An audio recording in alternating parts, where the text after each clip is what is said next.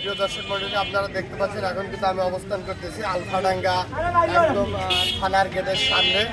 আপনারা অনেকেই হয়তো ইতিমধ্যে জানতে পেরেছেন যে আলফাডাঙ্গা উপজেলার ব্রাহ্মণ জাতিগ্রাম এবং জাতিগ্রামের মধ্যে যে একটি রাতের আধারে একটি রক্তক্ষয়ী সংঘর্ষ হয়েছে এবং বাড়িতে ঢুকে অতর্কিতভাবে সাইফুল সর্দার নামের এক ব্যক্তিকে কিন্তু বাড়িতে ঘরে ঢুকে অতর্কিতভাবে তাকে কুপিয়ে নিহত করা হয়েছে।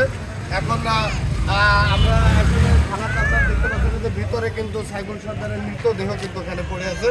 ওই অ্যাম্বুলেন্সে আছে, কিছুক্ষণ পরেই হয়তো মৃতদেহটি নিয়েই কিন্তু আপনার ফরিদপুরে পোস্টমর্টমের উদ্দেশ্যে রওনা দেবে। তো আপনারা দেখতে পাচ্ছেন এখন কিন্তু আমি সাইফুল সর্দারের পিতা ওনার সাথে একটু কথা বলবো। আপনার নামটা একটু বলুন।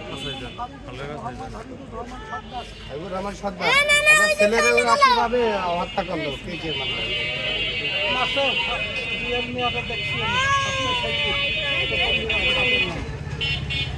ওর ভাই রকিব নাকি নাম সে, তারপরে আনোয়ার মিয়ার 2 ছেলে, মঞ্জু মিয়ার 2 ছেলে,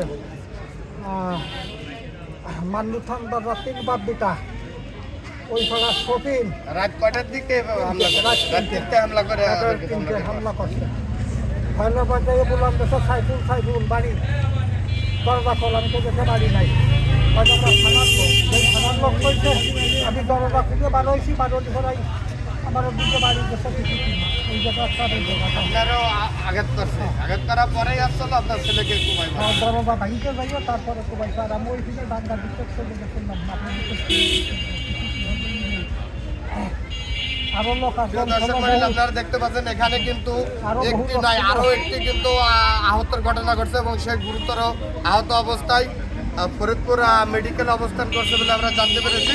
ওনার নাম হচ্ছে ইসমাইল মোল্লা, সে খুবই পিতার নাম কি জাবেদ মোল্লা। তার অবস্থা খুবই আশঙ্কাজনক। তো দেখতে থাকুন। এখন আপনারা কি আইনের সহায়তা কি জানো যে কঠিনতম কঠিন বিচার হোক? কঠিন বিচার চাই আমি, ফাঁসি চাই, ফাঁসি।